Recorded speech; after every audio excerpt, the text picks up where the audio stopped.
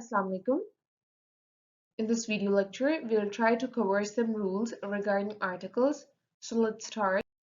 Our first rule for today is rule number 3. Rule number 3 quotes plural nouns can be used without an article. अब यहाँ पर basically हमें ये बात बताई जा रही है कि अगर तो आपके पास प्लूरल नाउन्स हैं तो आप उसको प्रेफरेंशियली आर्टिकल के बगैर भी यूज कर सकते हैं।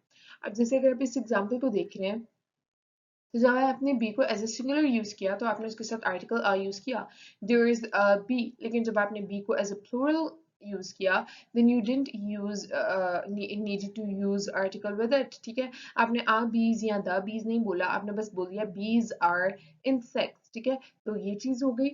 ठीक है, इसके अलावा कुछ एग्जांपल्स जो रूल नंबर 3 से रिलेटेड हैं वो मैं यहाँ पर कोट कर रही हूँ। There is a cow. ठीक है, अभी इस एग्जांपल में हमने कहा कि that there is a cow, इस सिंगल काउ की बात हो रही है तो उसके साथ हमने इंडेफिनिट आर्टिकल आ यूज कर लिया। लेकिन अगर हम काउस की बात करते हैं then we don't need to use an article with that. तो इस केस में हमने देखे काउस के साथ कोई आर्टिकल यूज नहीं किया।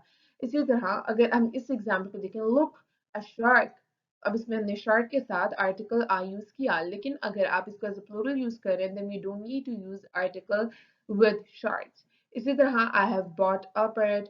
अब यहाँ पर भी देखिए जब parrot as a singular use हो रहा है we using article with it. लेकिन जब हम इसको एज अ प्लूरल यूज कर रहे हैं then we don't need to use any article with that to support it, you know. अगर हम further move करें तो our next rule for today is rule number 4. Rule number 4 quotes, we don't use articles with the common nouns used in the widest sense. यानी कि बहुत दफ़ा इस तरह होता है कि हमारे पास कुछ certain words होते हैं जो कि like बहुत widely use हो रहे होते हैं। like अगर मैं plant बोलती हूँ ना तो plant is something जो कि widest sense में use हो रहा है। अब these are plants। ठीक है, तो यहाँ पर मैं कहती हूँ कि दैट प्लांट्स आर ग्रोइंग। ठीक है, तो अब मैं यहाँ पर प्लांट्स आर समथिंग जो आप सबको पता है कि पौधे हैं। ठीक है, तो ये एक वाइडेस्ट सेंस है। इसी तरह अगर मैं कहती हूँ मैन, तो मैन ये नहीं है कि इंसान, ये भी वाइडेस्ट सेंस में कॉमन नाउन है। ठीक है, तो कुछ जो इस तरह की चीजें होती है ना उनके साथ आर्टिकल्स प्रेफरेंशियली नहीं यूज करते। ठीक है, जैसे यहाँ पर एक एग्जाम्पल है कि that a man is mortal. अगर आप इसको अ मैन लिखेंगे तो that would technically be wrong. What you have to do is to we have to use man is mortal. ठीक है, तो इसके साथ आपने जो है ना वो ट्रू सेंस में जो है ना इसको यूज करना है। ठीक है, उसके बाद अगर हम फर्दर मूव करते हैं तो our next rule for today is rule number 5, and rule number 5 quotes that we do not use any article or a determiner after type, sort or kind. यानी कि अगर आपके पास कोई सेंटेंस है जिसके अंदर आपने वर्ड टाइप यूज कर लिया, like this type of stuff या फिर दैट टाइप ऑफ स्टफ। ठीक है, या फिर सॉर्ट ऑफ करके आपने यूज कर लिया, what sort of thing you are talking about.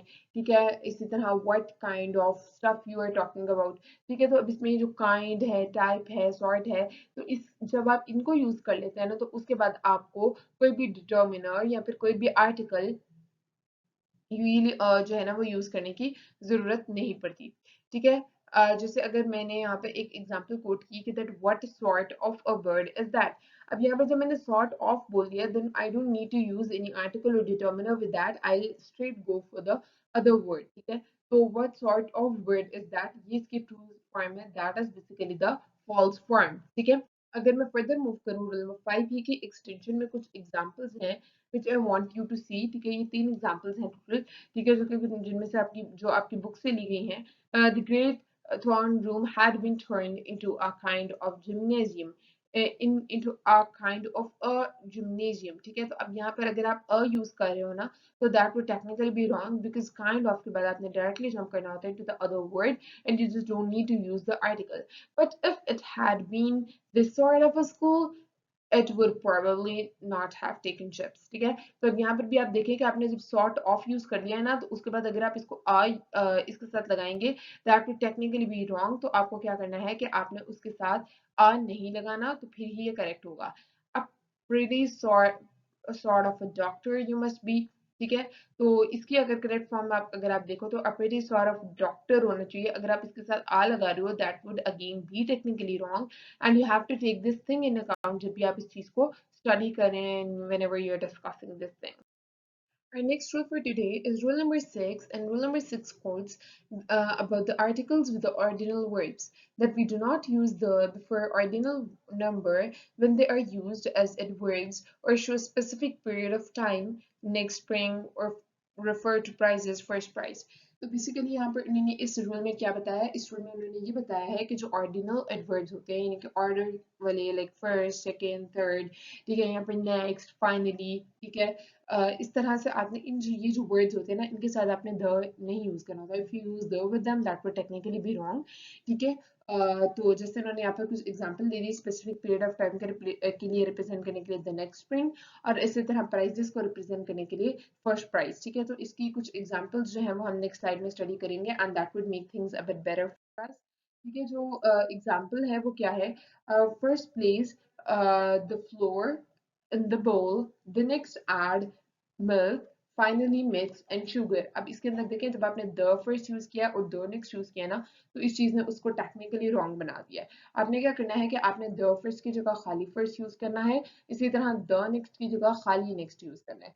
तो अगर आप इसको कुछ इस तरह से करेंगे, first place the flour in the bowl, next add milk and finally mix in sugar, तो वो जो है ना करेक्ट होगा।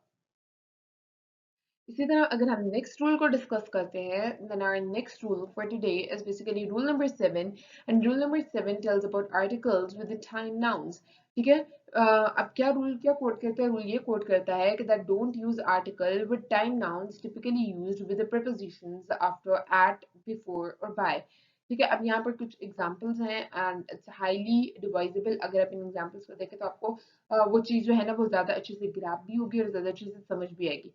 For example if I say that the creatures are active at night, ठीक है, तो अब ये जो नाइट है that is basically the time noun, ठीक है। और एट भी आ गया जो कि प्रीपोजिशन को रिप्रेजेंट कर रहा है, तो इसके साथ अब आपको आर्टिकल यूज करने की जरूरत नहीं है। It must be funny working bye night and sleeping by day. तो अब यहाँ पर ये जो स्लीपिंग है ना, अब ये देखें डे क्या है, डे आपके पास टाइम नाउन है, उससे पहले आपने आर्टिकल यूज कर लिया जो कि दा था, और उससे पहले आपने स्लीपिंग जो है ऑब्वियसली लिंग इन कर लिया। इसी तरह नाइट से पहले भी आपने बाय यूज किया and again it's that way, you know, like by night and by day वाली चीज जो है ना वो हो गई। फिर उसके बाद अगर हम फर्दर मूव करते हैं तो okay, so our next rule for today is basically rule number 8, and rule number 8 quotes that we do not use article after possessive determiners, for example my, his, her, your, theirs, etc। पहले तो आप ये चीज समझ लें कि possessive determiners होते क्या हैं। possessive possession मतलब ये कि ऑन करना, ठीक है। जैसे अगर मैं कहती हूँ कि this is my pencil, अब इसके अंदर जो my है वो possessive determiner है क्योंकि मैं possess कर रही हूँ उस पेंसिल को। यहाँ पे दिस इज हिज बैग, तो अगेन पोजीशन आ रही है कि आपने बैग को हिज के साथ जो है ना वो लिंक कर दिया है। इसी तरह दिस इज हर मेकअप, ठीक है, तो अब मेकअप के बाद पहले आपने हर लगा दिए, तो हर पॉजिटिव डिटर्मिनर है क्योंकि आपने हर लगाकर जो है ना वो मेकअप को पोजेस करा दिया कि उसी का मेकअप है। दिस इज योर वर्क, ठीक है, तो ये आपकी किताब है। Again this is a positive determiner, ठीक है, दिस इज देयर डिसीजन, ठीक है, ये उनका फैसला है। अगेन ये पॉजिटिव डिटर्मिनर। तो मैंने आपको इन सबको पहले एक सेंटेंस में as a positive determiner use करके दिखा दिया ताकि आपको पॉजिटिव डिटर्मिनर समझ आ जाए। और दूसरी चीज आपने जो याद रखनी है वो ये है कि that we do not use article after positive determiner, ठीक है। जैसे यहाँ पर अभी एक एग्जांपल मैंने लिखी है कि दैट माय बेस्ट फ्रेंड, तो अगर आप इसको कुछ इस तरह लिख दें कि that my the best friend, तो वो गलत हो जाएगा क्योंकि my the best friend is nothing, it's actually my best friend, तो that is basically the true thing and this is basically the false thing. तो ये चीज आपने जो है ना वो you have to keep this thing in account whenever you are studying this। हमने आर्टिकल के बारे में pretty much जो है ना सब कुछ कवर कर लिया। हमने आर्टिकल का, आर्टिकल एन का, आर्टिकल द का यूज, इसी तरह फिर एंड पे हमने जीरो आर्टिकल से रिगार्डिंग भी रूल्स डिस्कस कर लिए, और यहाँ पर हमारा जो आर्टिकल का पूरा टॉपिक है वो एंड अप होता है। Thank you so much. Allah Hafiz.